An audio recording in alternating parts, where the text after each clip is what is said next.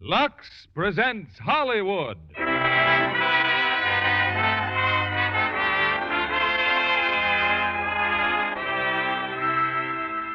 Lever Brothers Company, the makers of Lux Toilet Soap, bring you the Lux Radio Theater, starring Cary Grant and Shirley Temple in The Bachelor and the Bobby Soxer. Ladies and gentlemen, your producer, Mr. William Keeley.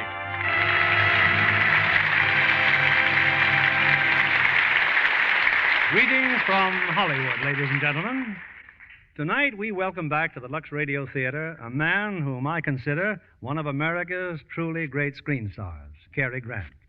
With Cary is a young lady who long ago captured the heart of America and has held it ever since, Shirley Temple. Together they bring us RKO's sparkling romantic comedy, The Bachelor and the Bobby Soxer, with Cary as the gay man about town and Shirley as the adoring Bobby Soxer. The same delightful performances that made the picture a hit. You know, the Bobby Soxer has introduced some fascinating additions to the American language and mode of dress. But I understand she's still old-fashioned enough to want a lovely Lux complexion. So she takes a lesson from her mother and the screen stars and lets Lux Toilet Soap help out on the beauty front. Now I'd like to have you meet The Bachelor and the Bobby Soxer, starring Cary Grant as Richard Nugent and Shirley Temple as Susan, with Frances Robinson as Margaret.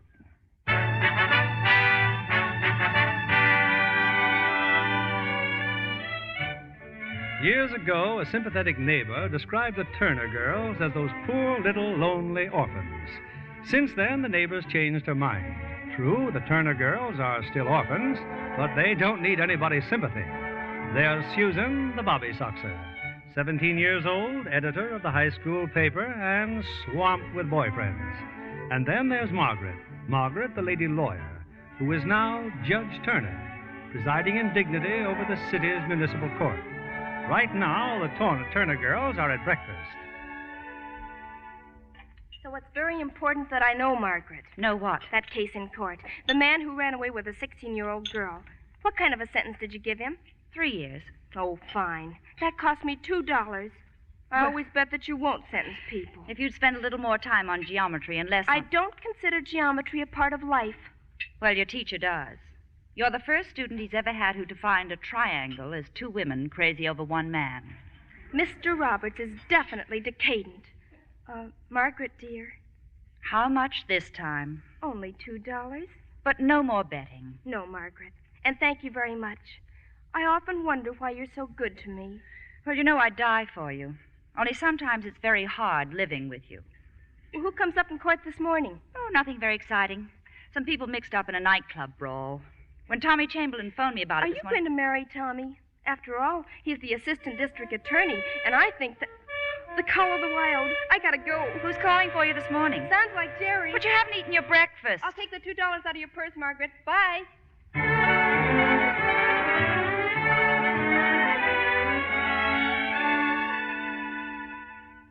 All right, Mr. Chamberlain. If you'll tell the court just what Richard Nugent did. Well, Your Honor, the police picked him up in the Vampire nightclub, a riot call. Nugent was at the bottom of all the trouble.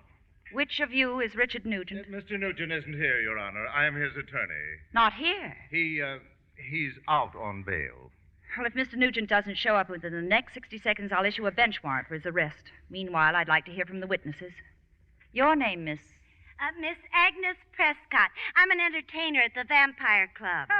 I have known Mr. Nugent for some time. He's an artist, so he paints lovely pictures. He once painted me. He painted me, too. Well, last night, as Mr. Nugent and I was having a few words at his table, we was accosted by this here lady. Harsh words was exchanged, and Mr. Nugent came to my rescue. I knew him first. You're the one who was butting in. Ladies, please. Your Honor. Yes, Mr. Chamberlain. This is the third occasion in which Richard Nugent has been involved in a public disturbance, and I would suggest Your Honor, I see that my client has just arrived. Good morning, Walter. Good morning. Oh, good morning, Agnes. Hi, Lawrence. Dickie. Morning, Dick. You're Richard Nugent? Oh, Your Honor? I'm frankly and honestly delighted. Oh. Is it all right if we go ahead now? Yeah, I'm terribly sorry, but I... Yes, Mr. Nugent. This court works on schedule. 9 o'clock means 9 o'clock. Yes, sir. Yes, Your Honor. You were at the Vampire Club last night. Yes, I was. I'm doing a series of paintings on Americana, and I'm including a nightclub scene. Creating a nightclub scene would seem more appropriate. Well, how did the fight start? Well, Agnes had finished her spot. That's a theatrical term, Your Honor. It means her performance, her act. Thank you. Well, we were having a drink when Florence, that's Florence over there. Oh, we've met. Oh, well, she came over to the table. Yeah, and this cut-rate canary apparently resented my appearance. Well, naturally, my escort was very much I put out by prefer to hear Mr. Nugent's version. Thank you. Well, Florence's escort, Joey, appeared. He objected to Florence coming to my table. One thing led to another. Joey slapped Florence, and I slapped Joey. He was only defending American womanhood, Your Honor. Get that dame. Well, anyway, Agnes scratched Florence, and Florence scratched Agnes, and, anyone who says he remembers a fight punch for punch is lying. I don't remember. Your Honor, the district attorney's office would like this man held over for trial. Oh, I see no reason for that, Mr. Chamberlain. Obviously, it was a fight in which everyone participated. Everyone is equally guilty or innocent. I suggest that you all go home now and be a little less emotional in the future. Thank you, Your Honor. Oh, one moment. You just got here. Don't you like our court? Oh, I like it fine, only I'm due to give a lecture this morning. Really? What are you lecturing on? America as an artist sees it. Just remember, Mr. Nugent, if you're brought before this court again, you won't be dealt with so leniently. Case dismissed. Your Honor. For heaven's sake, don't press your luck. And telling her you're going to deliver a lecture. But I am. Where? Well, a bunch of kids at the high school. Much obliged, Walters.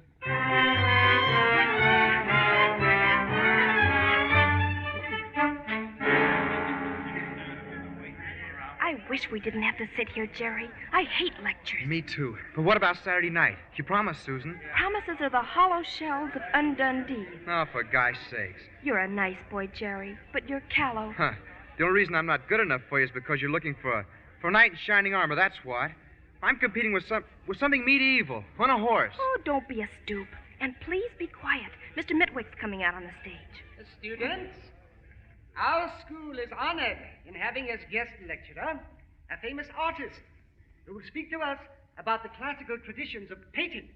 I know you will express your enthusiasm for his appearance here today, and so, without further ado, Mr. Richard Nugent.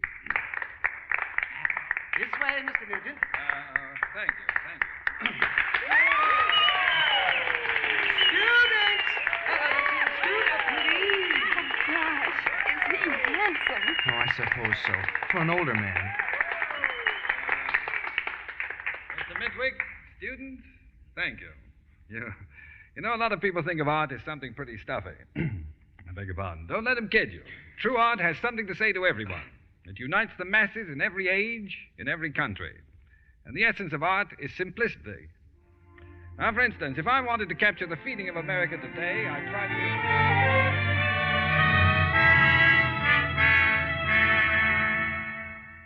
And that's about it, my friends.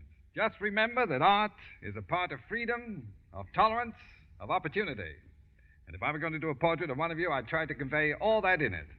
Thank you. Just look at him, Jerry.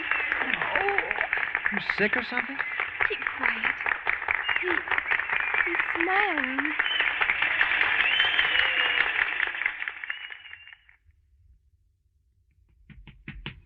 Mr. Nugent, my name is Susan Turner. I'm a student here. No. Yes, I loved your speech. Oh, thank you. Well, nice to have met you, Miss Turner. But I have to interview you. You what? For the high school paper. I'm editor-in-chief. Oh, I'll bet you've had a terribly interesting life. Not very. Look, could we do this some other time? I have a date. A date? Oh, then you're not married. No. Oh, I knew you weren't. You just couldn't be. Oh, I've had some offers. In here, Mr. Nugent. Yeah, well, don't you see, We can talk in here. Yes, but Have you ever been married? No. Well, have you ever been in love? Yes, I have. Tell me, what kind of paper does this school run? Oh, all the students read it. I'll bet they do. You probably have no idea what an unusual person you are. Now, I'm not unusual at all, I suppose, but I'm really much older than I look. Uh-huh. And I know what the artistic soul is like, and how keenly it can suffer. Oh, really? Did you have many ordeals before becoming a success? No. As a matter of fact... I want you to think of me, not as a newspaper woman, but as a friend. Well, in that case, yes, I did suffer. Mm-hmm. When I was 10, my mother and father had a double suicide pact. They made it. Yeah. I was sent to an orphanage. Some days they didn't beat me. Then one night I escaped. I used to steal. What did you steal? Crusts of bread and things. One day I stole a valise. There were paints and paintbrushes inside, so I began to paint. Yes? But they got me. I was sent to a reform school, but I escaped again. Go on. I fled to New York. A wealthy society matron saw my work, fell in love with me, and sent me to art school. The rest is history. Oh, wonderful. How terribly wonderful. Yes, well, now if you'll excuse me, I must rest. Goodbye, Miss Winchell. Turner, Susan Turner. Oh, remember what you told us in assembly about painting one of us? Young America and everything? Yes. Well, do you think I'd make a good model, Mr. Nugent? Oh, you're not thinking of quitting the newspaper game? Well, my family wants me to go into law. But my attitude is that one female judge in the family is enough. Did you say your name's Turner? That's right. My sister's Judge Margaret Turner. Well, nice to have met the family. Goodbye. But what about my posing? Sure. You'd make a good model sometime. Bye now. Like a knight striding away in shining armor.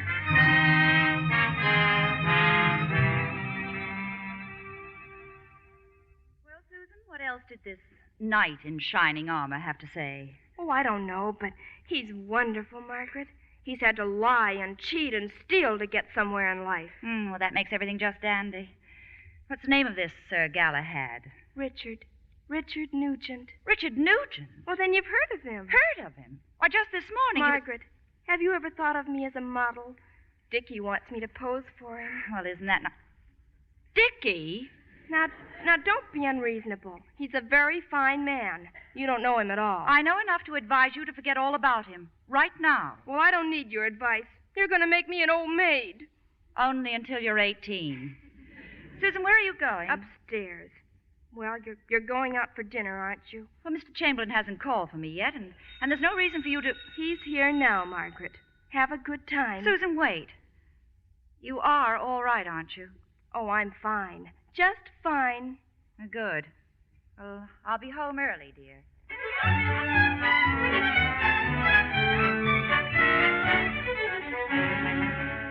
You simply must calm down, Tommy. We'll never find Susan carrying on like this. No, Margaret. I'll handle everything. Just when did the cook discover that she wasn't in the house? About an hour after we left. She went to call her for dinner and she wasn't in her room. Did you check the hospital? And the airport, railroad station, and bus terminal. Oh, Tommy, if anything's happened to Susan, I'll never forgive myself. I never should have quarreled with her. You quarreled with her? I told her she couldn't pose for Richard Nugent. Nugent? And she said she didn't need my advice, that she Nugent, for heaven's sakes, Margaret. Why didn't you mention Nugent before? Give me that phone. Oh, no. Oh, no, you can't mean that she... Oh, no.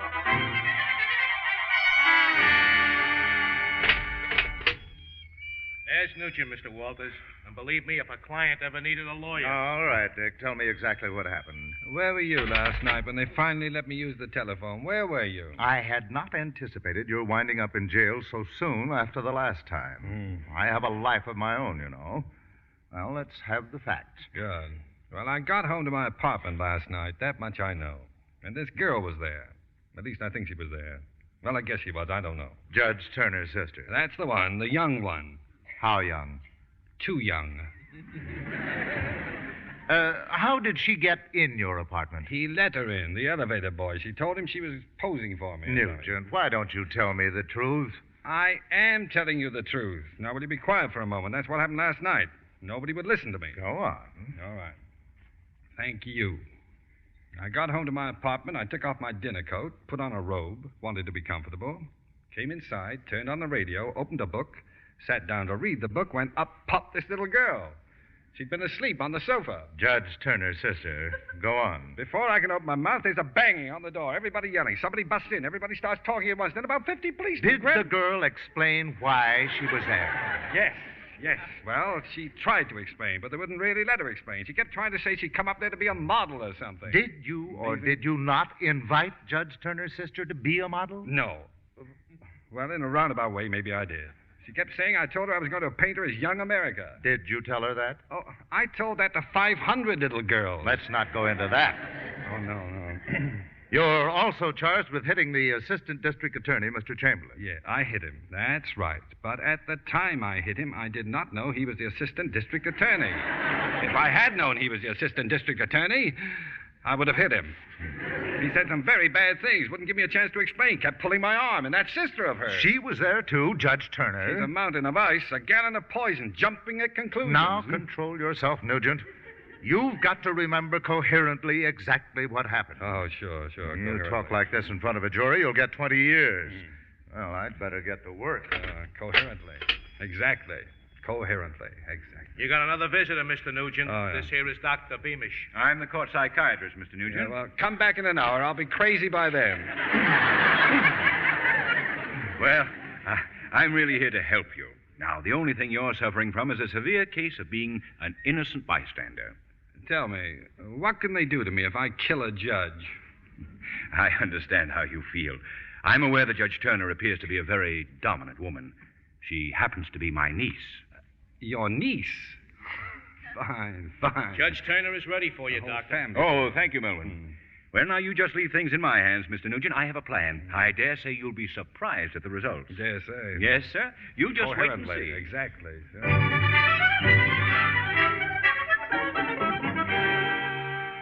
So I just talked with him, Margaret. He seems like quite a nice fellow. Are you sure you were talking to the right man, Uncle Matt? Well, certainly about 6 feet, broad shoulders, blue eyes. Mr. Nugent has brown eyes. Oh. Well, it isn't my case. It's Judge Treadwell's. Well, I hope Treadwell doesn't go too far. Susan's in love with Nugent, or thinks she is. And if they send him to prison on her account... Which is where he belongs. It will martyr him in Susan's eyes. And I guarantee the results will be tragic. Oh, that's absurd. You just don't understand Susan. She's very level-headed. She's far above that sort of silliness. I'm sorry to bother you, Judge Turner, but this lady claims to be Nugent's mother. Susan! Where on earth did you dig up that dress? And that black veil. Widow's weeds. I just wanted to talk to him. About the steel business, Your Honor. She baked him a sponge cake. This was in it. A hacksaw. Susan, this is ridiculous. I'm in love with him. Don't you realize that? If I lose him, life has no meaning. I love him. Well, Your Honor? You win, Uncle Matt. Then I suggest you arrange an informal hearing right away.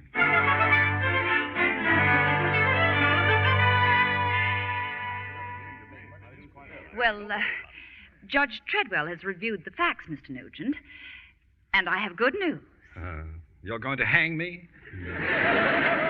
I'm afraid I'm the one who ought to be hanged. Oh, well, won't I sit down? Please do. I believe you've met my uncle, Dr. Beamish. Oh, yes, indeed. This is Judge Treadwell. How do you do? And you already know Assistant District Attorney Chamberlain. Nice to see you again, Nugent. Sorry about the misunderstanding. Yeah, forget it. It's just a little temper. That's very generous of you. I'm afraid I lost my temper, too, last night. I hope you'll pardon me. Yeah. Oh, pardon. Well, I guess I'm free to go then, huh? Thank you. Just a moment.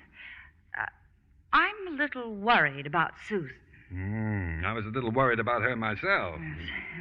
It seems she's become quite enamored of you, Mr. Nugent, and we were wondering if you'd mind helping us by taking her out. Oh, I'd be glad to. Taking her out?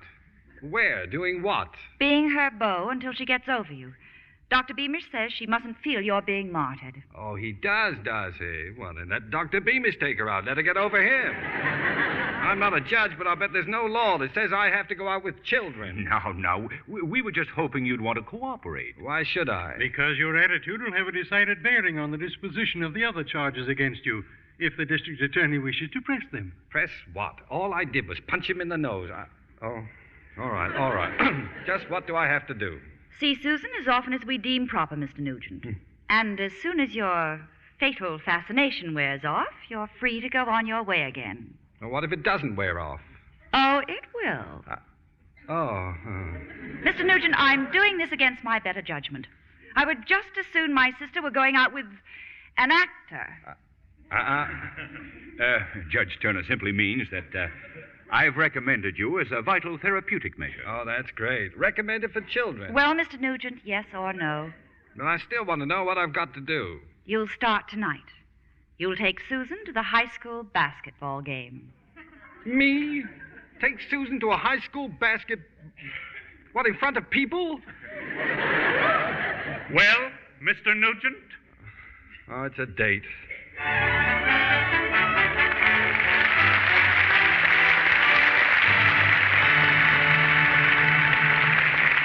In a few moments, we'll bring you Act Two of The Bachelor and the Bobby Soxer.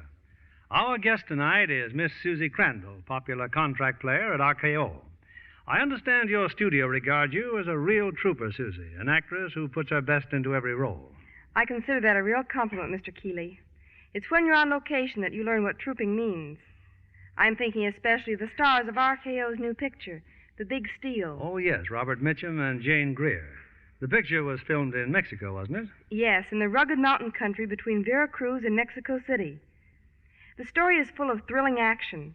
It's all about a border gang and the theft of a U.S. Army payroll. That's primitive country down there. All the supplies would have to be brought in. Oh, yes, but the cast got along fine with the natives.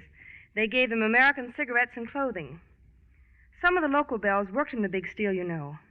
And Jane Greer made a big hit with them, all right. Can you guess how, Mr. Kennedy? Well, of course. Jane must have brought along a supply of a certain beauty soap. Right, Mr. Kennedy. She told me the local girls were just entranced with her gifts of Lux toilet soap. Why, naturally, Susie. Lux toilet soap is a winner wherever it's used.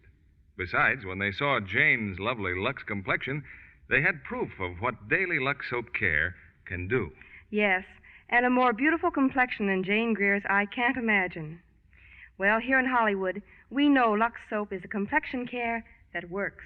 Thank you, Miss Susie Crandall. Regular care with this fragrant white soap really does make skin softer, smoother. Skin specialists have proved it.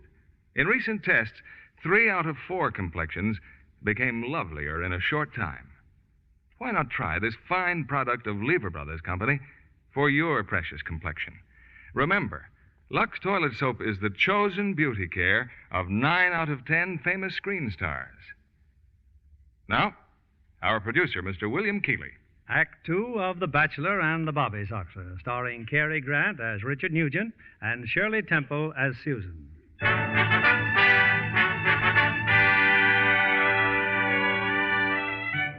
Richard Nugent is innocent as the driven snow, but the fact that he's not in jail is due only to his anguished ascent to become Susan's beau until she wearies of him. Susan, of course, knows nothing of this arrangement. Susan's in love, now more than ever, as she and Mr. Nugent watch the high school basketball game. Oh, good evening, Susan. Good evening. That's Mr. Mitwick, Dickie, the principal. Geometry getting straightened out, Susan. Oh, yes, Mr. Mitwick. And who's this young man? Oh, I'm just... Ah, you must be a new boy. Well, we'll probably be running into each other. I gave a lecture here on art. Oh, yes, of course. Miss Beagle's pupil. Excellent teacher. Isn't that amazing? You know, we had a much better team last season. Our new center needs more experience. Oh, at least. His name's Jerry. He used to be a sort of a boyfriend of mine. What? You mean that fine-looking young man who smiled at you before, number 7? Oh, but he's just a child. You needn't be so jealous, Richard. Oh, looks like they're taking him out of the game. Oh, but he's a fine figure of a man, Susan. I'd certainly like to meet that number 7. That can be arranged. Hi, Susan. Well, that's a great game you're playing, Mr. Jerry White, Mr. Richard Nugent. How do you do? Usually my game is much better, Mr. Nugent. But lately I got personal troubles. It's too bad that when schools depend on their athletes, that certain athletes are selfishly concerned with their own problems instead of beating PB high. Well, look, Mr. White, how about joining us for a drink? For a soda after the game. You really mean that? Certainly. Gee, I'll say. Thanks, Mr. Nugent. See you, Susie.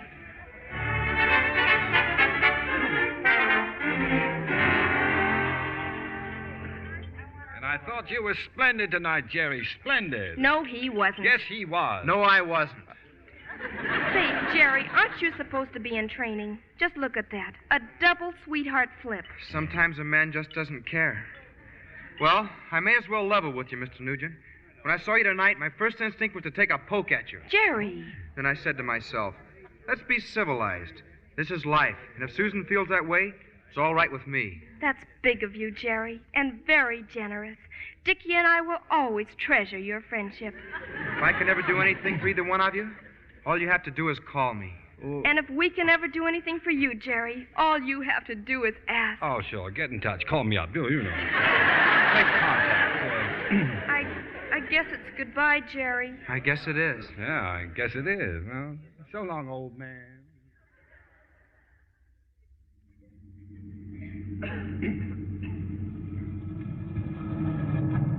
Must you rush right on home, Richard?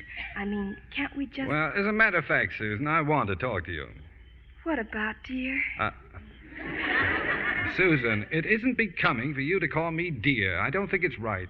But why, darling? Now, stop that and listen to me. Now, the basketball game was fun tonight, but it can't go on. Yes, I know. The season's over next week. No. I mean, the whole thing can't go on. Everybody's getting the crazy idea that you're in love with me. I am. Susan, look at me. Look. I wouldn't say this to many people, but I'm old enough to be your father. You're so right, dear. Well, you've got to realize that this isn't proper for either of us. You're so right, dear. Well, it's not only going to... Whoops! Porch steps. Oh, thanks. Well, it's not only going to embarrass me, but it's going to embarrass you, too.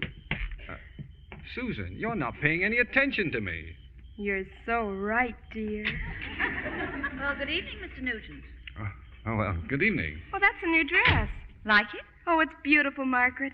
Too bad you had to go to that dreary party tonight with Mr. Chamberlain. Oh, it was a very nice party. Did you enjoy yourself? Oh, we had a simply sensational time. Well, you'd better turn in now. School tomorrow, you know. Yes, I know. Good night, Dickie. I'll just blow you a kiss. Oh, thanks. Happy dreams. She's still in a daze, isn't she? I don't know why. You know, that is a beautiful dress, and you look wonderful in it. Thank you. You said that gracefully. Perhaps as the result of practice. You said that ungraciously. Perhaps as the result of practice. I had that coming. You got a moment? Yes. You know, Judge Turner, when I was a kid, I had a habit of reading a lot of books my mother didn't want me to read. One day I found a book that had a very racy title. I kept on reading it for quite a long time. It was awfully dull. And then suddenly I discovered that my mother had stuck a philosophy book underneath that paper cover with the racy title. Well, that's one way of learning philosophy. Yeah. You know what else I learned? Never judge a book by its cover. All is not gold that glitters. Things and people may not be what they appear to be. Like you. I sat in judgment on a series of facts, Mr. Nugent, not on your character or biography. Well, it's still a beautiful dress, and you do look wonderful in it. Well, we'll see you on Saturday, Mr. Nugent. You're going to take Susan to the picnic. Picnic? The Parent Teachers Association annual picnic. Picnic? Good night, Your Honor.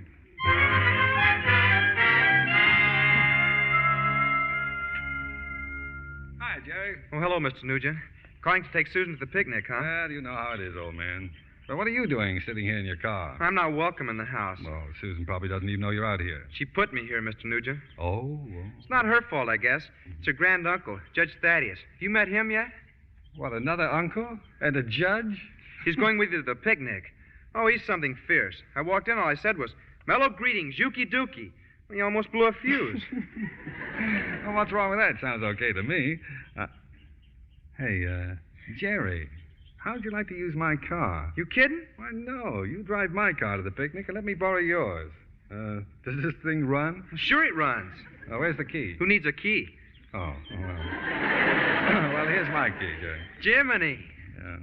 I don't look right, do I, Jerry? I mean, to be taking a girl like Susan to a picnic. Well, you do look kind of formal, Mr. Nugent. Yeah, well, look, perhaps if I roll up the cuffs on my trousers, huh? Yeah, sure, and take off your tie, Mr. Nugent. Yeah, and this hat. I'd wear a hat, Mr. Nugent. Only mash it up. Give it the zoot root. Fine. How's this? Sharp as a tack. Boy, what a difference. Well, thanks, Jerry. See you at the picnic.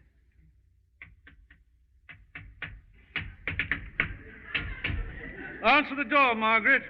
Who is it? Oh, just Mr. Nugent, Uncle Thaddeus. I'll get it. Who the devil's Mr. Nugent? Oh, he's older.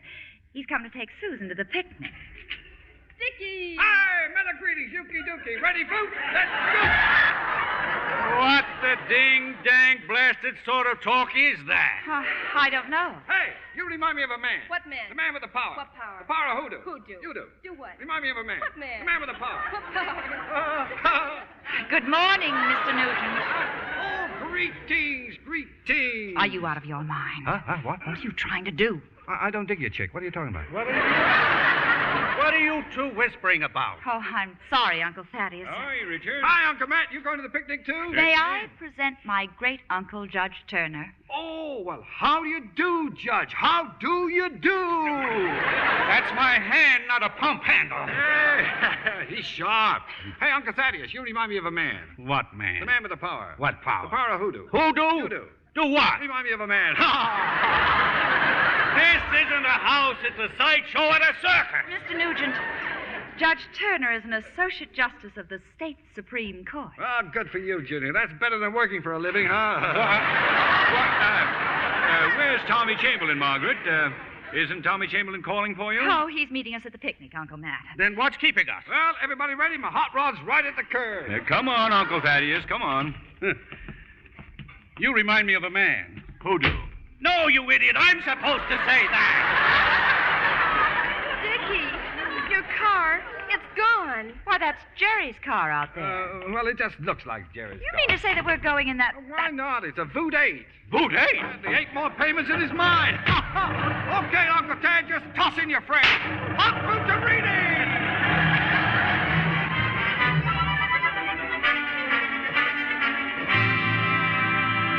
Ladies and gentlemen, I know you're all waiting for the big event of our annual picnic, the athletic contests, open to parents and children alike. First event, the sack race. You know, Uncle Matt, I used to be pretty good at these things when I was a kid. Well, what's the matter now? Beneath your dignity as assistant district attorney? Oh, just too old, Chamberlain. Too old. All right, I'll enter the race. That's the kind of spirit we want to see. How about you, Mr. Nugent? Right after lunch? Me? Don't be silly. Oh, too old, huh? To run a sack race? Well, there's nothing to it. You go right in there, Dickie, and show 'em. All right, Susan, I will. Just hold my coat and hat.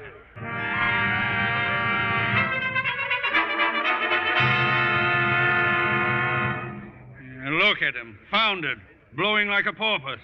You're some athlete, Mr. Nugent. It's not Dickie's fault. He was just... Tommy Chamberlain happens to be the better man, that's all. Thank you, Margaret. Just because Mr. Chamberlain won the sack race and the potato and spoon race and the three-legged race doesn't prove a thing. Ladies and gentlemen, the main event of the afternoon, the spectacular obstacle race, the supreme test of skill, stamina, and endurance. Oh. Come on, Dickie. Get up off the grass. I can't pin your number on if you're lying down. Oh. Don't you think you've had enough for one day, Mr. Nugent? We've just begun to fight. Yeah, we've just begun to fight. Yo, Uncle Matt, you mind holding all these medals for me? I don't want to be handicapped with any excess weight. Everybody get ready. I just know you can win this time, Dickie. Sure. You've got to win me that cup. Don't worry, Susan. I'll be glad to give you the cup. I'm beginning to worry about him. Him? Nugent? I just hope he wins. For Susan's sake. Oh. Well, let's walk down to the finish line. Susan, where are you going? I'll be right back. I just want to talk to Jerry.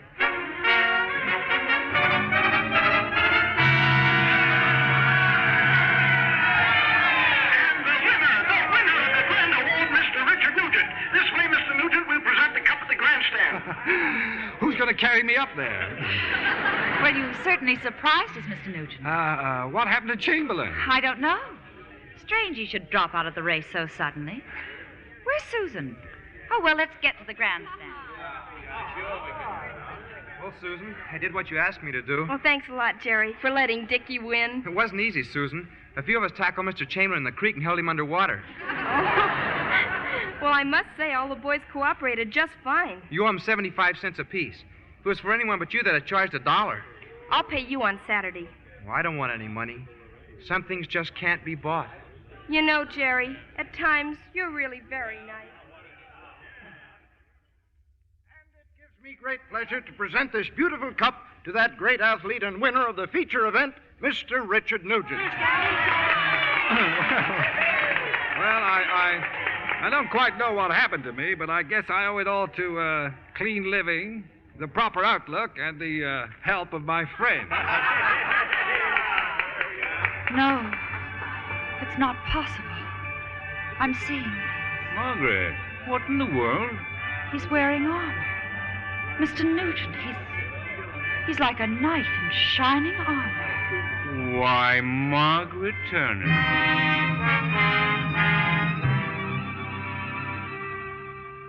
Well, Margaret, that was quite a picnic. Quite a picnic. Where, Susan? Upstairs. I'm making a rest for a while if she's going to the dance tonight. Dance? With Mr. Nugent? Well, yes. Speaking of Mr. Nugent, that was a very odd occurrence, Uncle Matt. I mean, there in the grandstand. Seeing Richard Nugent in a suit of shining armor? I feel absolutely ridiculous. Optical illusions have been known. Obviously, it was a combination of the heat, a too hurried lunch, and all the excitement. Well, of course. It's a known fact. Merely a matter of my thinking that I saw Mr. Nugent as Susan sees him. You understand? Oh, same thing's happened to me 100 times.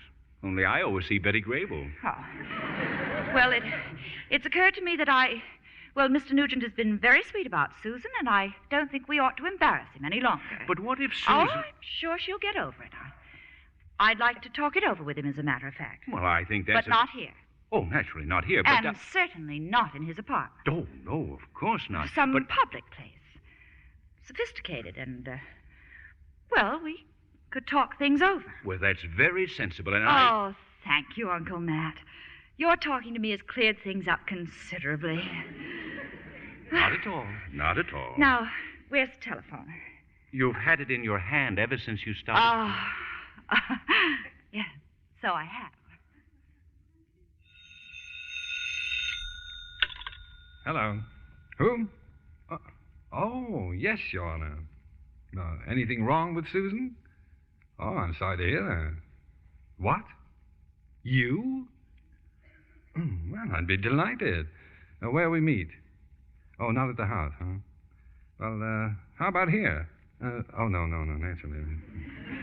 Well, just name the place. We can celebrate my victory this afternoon. No, I'm not too tired to dance. Do you dance? Okay, well, how about the TikTok Club? Fine, 9 o'clock. Sure. Okay.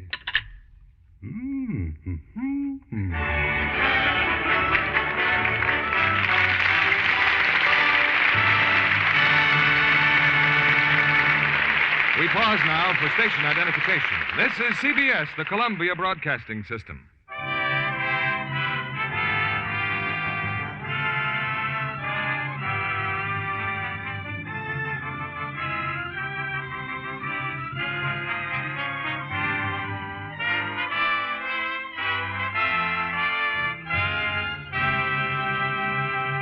In a few moments, we'll return with the third act of The Bachelor and the Bobby Soxer.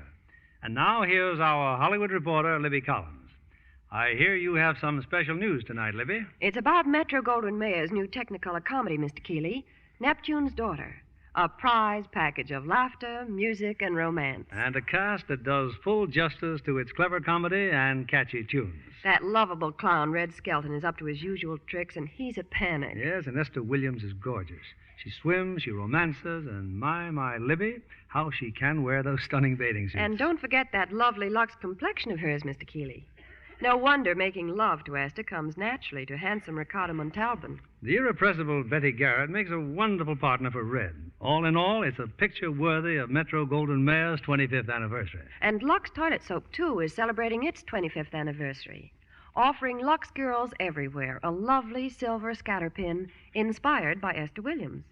It's called the Neptune's Daughter scatter pin, and style-conscious women are going to love it. You can bet they are, Libby. The design is beautiful. Charming little mermaid wrought in sterling silver.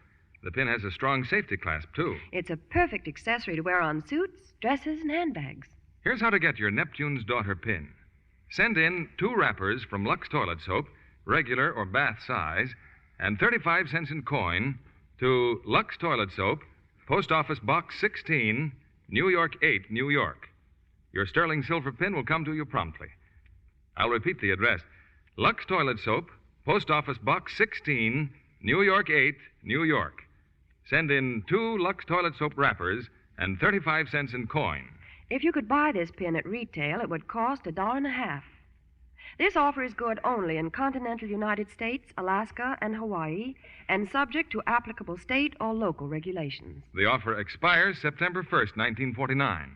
Send for your sterling silver pin soon. Now, our producer, Mr. William Keeley. The curtain rises on the third act of The Bachelor and the Bobby Soxer, starring Cary Grant as Richard Nugent and Shirley Temple as Susan.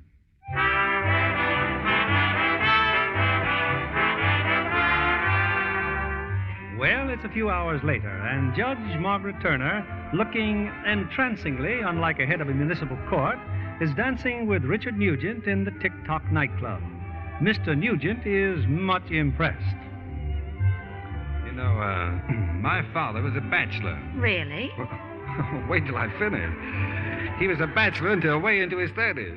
He always said he'd know who he was going to marry the moment he saw her. Then he met my mother, he put his arms around her, and that was it. Just the way she felt in his arms did the trick. That's a very romantic story. Well, they were happy all their lives. Apparently had nothing in common. She was a piano teacher, and he was a flag decorator. Now, my father courted Mother all through high school, college, and law school. 14 years after they met, they decided it was time to get married. They had a lot in common. They were both attorneys. You feel nice in my arms.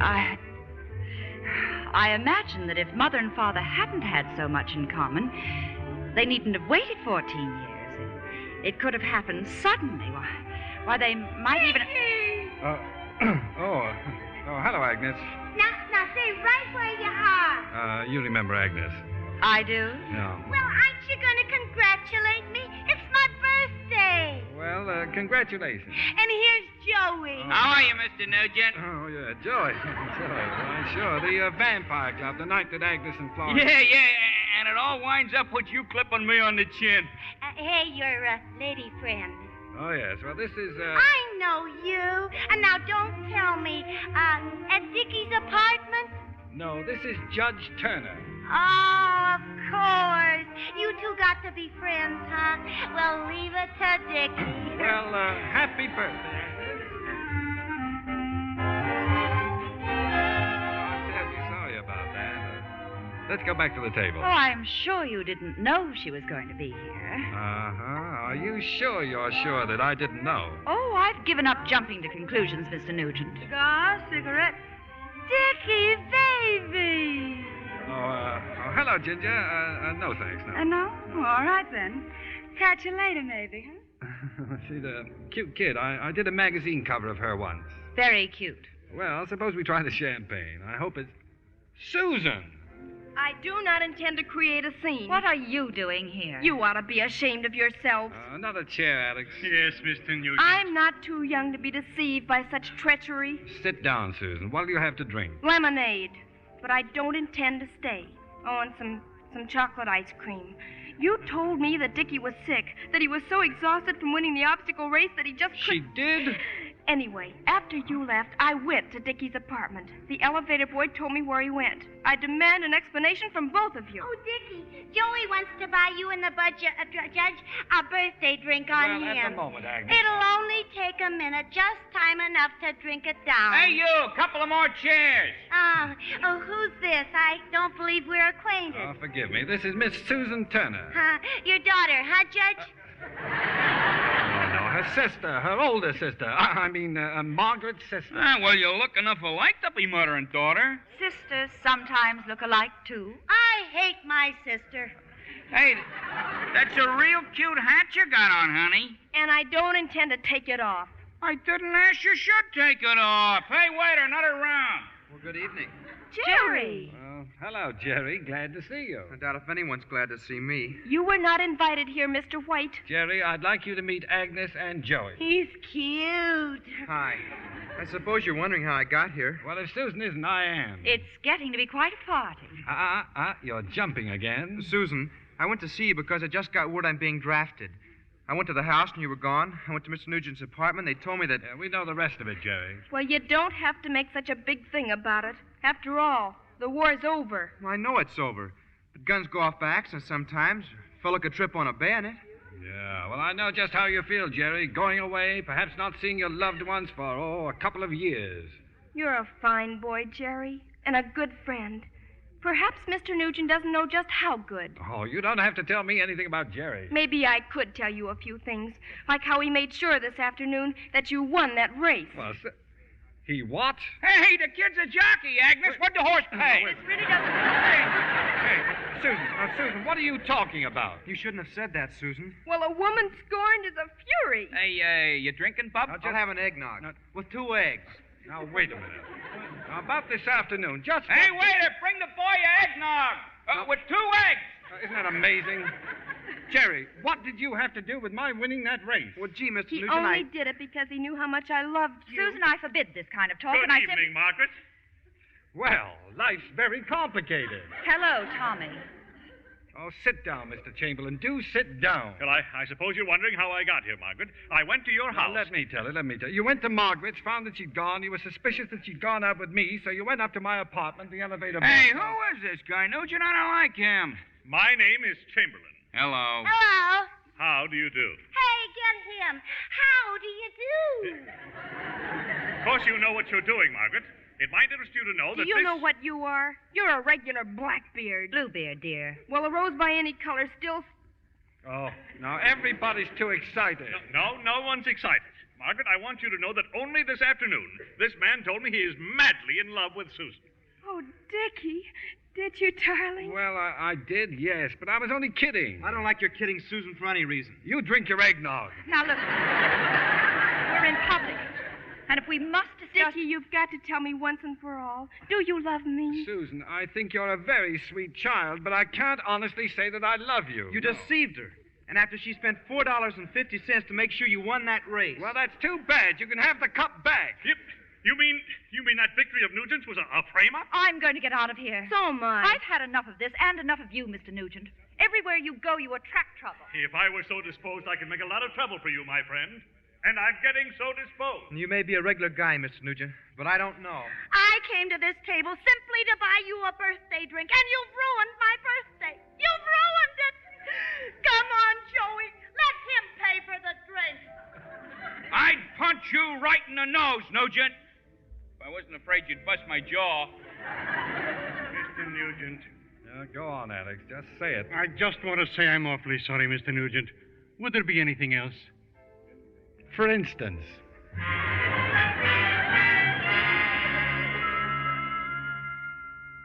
And I just want you to know, Margaret, that I'm leaving home. My own sister, stealing the man I love. Susan, you're not being fair. The other woman. Susan. It's not like that at all. I'm old enough to fight for my happiness. I saw him first. This is all your fault, Uncle Matt.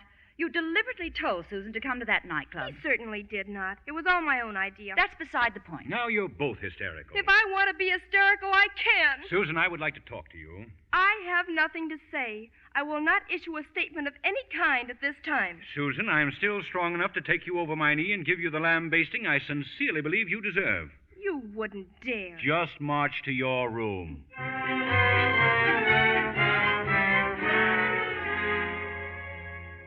Margaret. Come in, dear. Margaret, I've just had a long talk with Uncle Matt. Oh? And I see things much more clearly. After all, Richard is too old for me. Jeepers, when I'm 42, he'll be 60. I see. Well, anyway, Jerry's going to look awfully handsome in his uniform, don't you think? So I've decided to renounce Richard for Jerry. Oh, that's very sensible of you, dear. And now that you have a clear field, I think you ought to patch things up. I've acted very childishly, and I'm sorry. Susan, if I had 1,000,000 more sisters, I'd want them all exactly like you. You're just saying that because I'm so sklunklish. Good night, Margaret. Good night, Susan. You know, in many ways, I think this has made a bigger woman of me. So Susan apologized, eh? Well, Margaret, suppose we have a little talk about emotions. Uncle Matt, I'm not interested in any more of your psychological mumbo-jumbo about emotions. I deal in facts, and the conclusions I draw from the facts are depressing. Well, depressing or not, you're in love with Richard Nugent. Yes, well, I'll discuss that with you in the morning. Good night, Uncle Matt.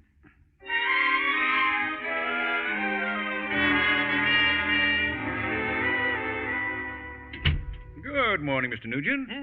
Oh. Well, Dr. Beamish, how did you get in here? The door was closed, so I opened it and came in. Well, you can open it again and go right out. You and Margaret are having trouble. None of your business. Oh, you're packing, huh? And airplane tickets. Where are you going? Africa. That's pretty far away, isn't it? Now, let's look at the facts. First of all, you're in love with Margaret. Facts. I'm an artist. I deal in emotions, and my emotions tell me to go to Africa. What do your emotions tell you? Well, I've got a plan. Well, I've had enough of your plans and your whole family. I was a carefree fellow before I met up with you. I've been in nothing but trouble ever since. I'm going to be a carefree fellow again. Now, buzz off. Very well. Oh, if you should run across a man named Smedley while you're in Africa, give him my regards, will you? He's a cousin of ours. Another judge, no doubt. Yes, as a matter of fact, he is. Good day, Mr. Nugent.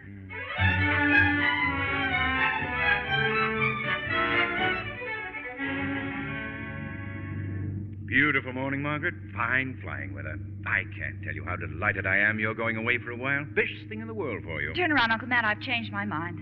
I want to go home. Oh, but that's silly. It's silly that I'm running away. All because of Richard Nugent. Now, look, for the time being, just do what your Uncle Matt tells you. Why? You haven't been doing so good lately. I merely suggested that a little plane trip... Oh, all right. Drive on to the airport. Order, sir. Take your baggage. Oh, yes. This baggage belongs to Miss Turner. She's at the reservation window picking up a ticket. Miss Turner, yes. Dr. Beamish, where is she? Where's Margaret? Oh, hello, Chamberlain. I'm looking for her myself. She's leaving? Taking a plane? Yes, I'm afraid she is. No, this is all Nugent's fault. If I see him again, he'll get 10 years. I've got a bench warrant out for his arrest. Now, if you'll take my I don't advice... want your advice. Now, where's Margaret? Well, she should be here. Why don't you watch that side entrance over there, and I'll keep my eyes open here. Oh, very well. Now, just let me know the instant she arrives. Oh, Officer, could I talk to you a moment? Yes, sir. I'm Dr. Beamish, city psychiatrist. Oh, sure. Any trouble, Doc? That fellow pacing up and down at the side entrance there. Him? What's his trouble, Doc? He thinks he's the assistant district attorney. He likes to go around arresting people. Oh, one of those guys, huh? Well, I'll try to handle him, but I wanted you to know, just in case. Don't worry, Doc. I'll be around. Dr. Beamish! Dr. Beamish! Yes, I'm coming. He's here. Nugent's here. I just saw him. He's out there by the planes. Well, come on. Let's get him. I think you're making a big mistake. Oh, no, I'm not. Trying to leave town. I'll show him. Officer, I want you to arrest someone. Now, you don't want to go around arresting nice people. Do you know who you're talking to? I'm the assistant district attorney. Sure you are. Sure. Dr. Beamish, tell him who I am. Oh, yes, officer. He's the assistant district attorney. Well, ain't that nice? You stupid blockhead. Well, I'll do it myself. Beamish, get his number. Yes, I'll get a pencil. I'll be right back. Let's go, Bud. Yeah, well, where are you taking me? Let go of me. Dr. Beamish! Passengers for Flight 7 now boarding at Gate 2. Passengers for Flight 7 now boarding at Gate 2. Name, please. Arthur Ames. Oh, step right aboard, Mr. Ames. Name, please. Nugent, Richard Nugent. Something wrong, Mr. Nugent? Well, there's someone in the plane. Oh, there's several people in the plane. That's not what I mean. What I mean is... Just step aboard, Mr. Nugent. Name, please.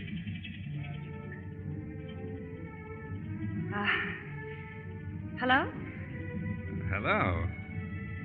Well, Well, you remind me of a man. What man? The man with the power. What power? The power of hoodoo. Hoodoo?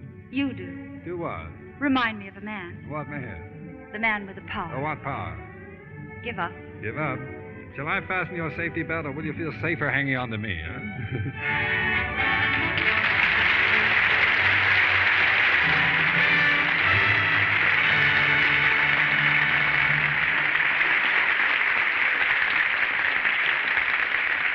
Our stars will return in a few moments. And now we want to talk to lovely Esther Williams, who's been listening to the Lux Radio Theater tonight at her home. Hello there, Esther. Hello, Bill. I want to tell you how much I enjoyed tonight's performance, starring Cary Grant and Shirley Temple. It was really delightful. So glad you liked it, Esther. You know, I was interested, too, in what you said about our new Metro-Goldwyn-Mayer picture, Neptune's Daughter, and the sterling silver pin Lux Soap is offering. You know, I like that mermaid design so much that I have a bronze plaque in the very same design. I'm going to set it in the front door of our new home. It is a charming pin, Esther. I noticed you were wearing a pair of them the other day on your suit lapel. They certainly look smart. Well, thank you, Bill. I love them, and I wear them all the time. And now perhaps Mr. Kennedy can tell your listeners again how to get this silver anniversary pin. I'll be glad to, Miss Williams. Just send in 2 wrappers from Lux Toilet Soap, regular or bath size, and 35 cents in coin for each sterling silver Neptune's Daughter pin to Lux Toilet Soap, Post Office Box 16, New York 8, New York. That's Lux Toilet Soap, Post Office Box 16, New York 8, New York. This silver anniversary offer is good only in continental United States, Alaska, and Hawaii, and subject to applicable state or local regulations. It expires September 1st, 1949. You're sure to want more than one of these handsome silver pins, so send for yours soon. Now, here's Mr. Keeley with our stars. Tonight's play was enjoyed, I know, by all bachelors, all Bobby Soxers, and all the rest of us, too. So here's all our thanks to Cary Grant and Shirley Temple.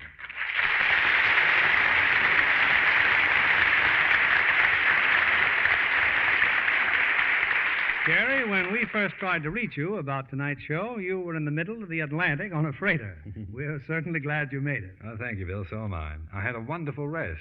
I suppose after a strenuous picture, you need a rest when you're over 21. Shirley, remember, you can vote now.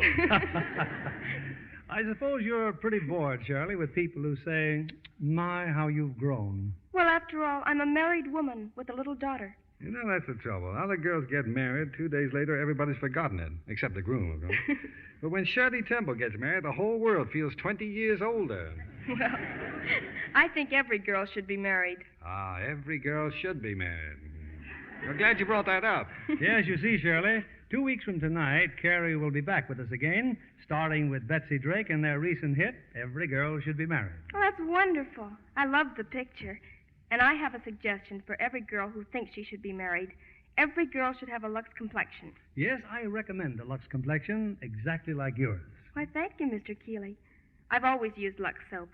And don't forget you promised me one of those Neptune's Daughter's scatter pins. In fact, I'd like to have 2 of them to wear on my new suit. Well, it'll be a pleasure, Shirley. The Neptune's Daughter pin is sterling silver and something every woman will want. Well, what's next week's play, Bill? Well, it's a drama about Hollywood, Cary. The famous hit of stage and screen, Merton of the Movies. Starring in it, we'll have the one and only Mickey Rooney. And with Mickey, lovely Arlene Dahl. There'll be laughs, drama, and romance here next Monday with Merton of the Movies. We'll all be listening. Good night. Good night. Good night, and we'll see you in 2 weeks, Cary. Lever Brothers Company, the makers of Lux Toilet Soap, join me in inviting you to be with us again next Monday evening when the Lux Radio Theater presents Mickey Rooney and Arlene Dahl in Merton of the Movies. This is William Keeley saying good night to you from Hollywood. Cary Grant will soon be seen starring in the 20th Century Fox production, I Married a War Bride. Shirley Temple appeared by arrangement with David O. Selznick, producer of Portrait of Jenny, starring Jennifer Jones and Joseph Cotton. Today, we salute America's independent retail grocers who will attend the Golden Jubilee Convention of the National Association of Retail Grocers in Chicago this week. This anniversary meeting marks more than 50 years of efficient, convenient, and courteous service to the American homemaker. Our play was adapted by S.H. Barnett, and our music was directed by Louis Silvers. This is your announcer, John Milton Kennedy, reminding you to join us again next Monday night to hear Merton of the Movies, starring Mickey Rooney and Arlene Dahl.